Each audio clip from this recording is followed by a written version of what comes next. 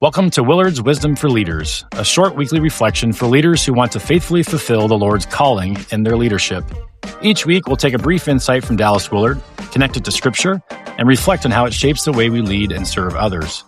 I'm Jared Malinchak, and this is Willard's Wisdom for Leaders. This week is episode number 2, Shut Up and Listen.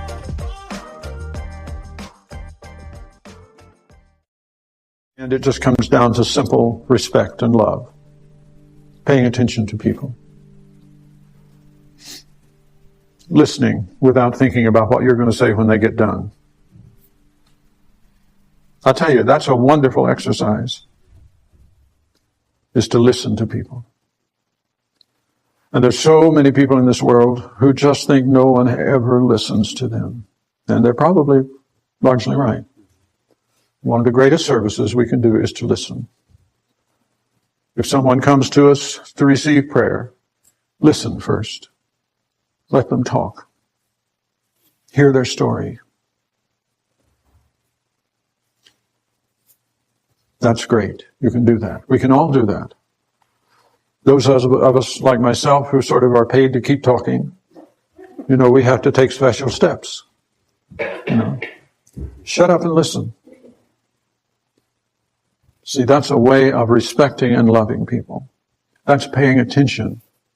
And really, the first act of love is attention. You pay attention to people. That's one of the deepest ways of receiving. And then when we respond, maybe not try to straighten them out.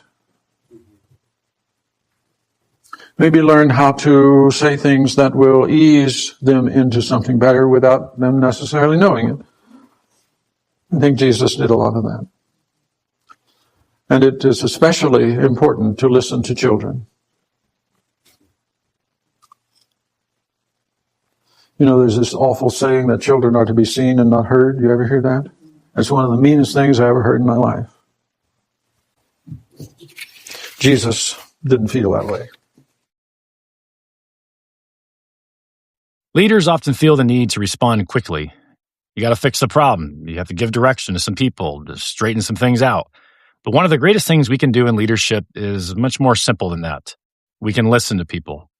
Dallas Willard often emphasized the first act of love is always the giving of attention.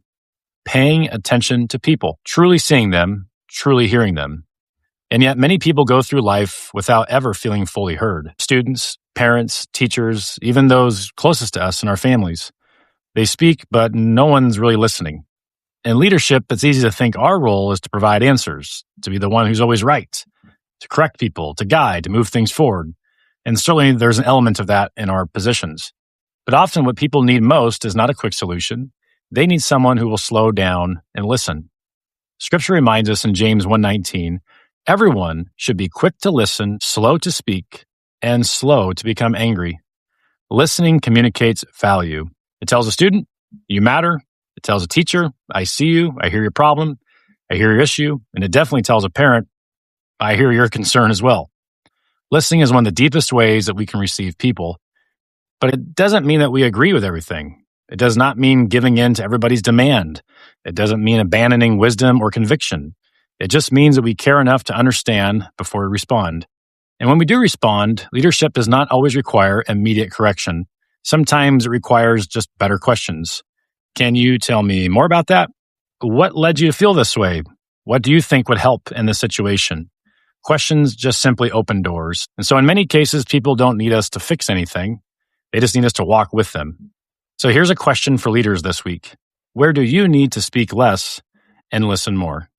What a gift that will be to the people we serve every day in our schools and in our communities.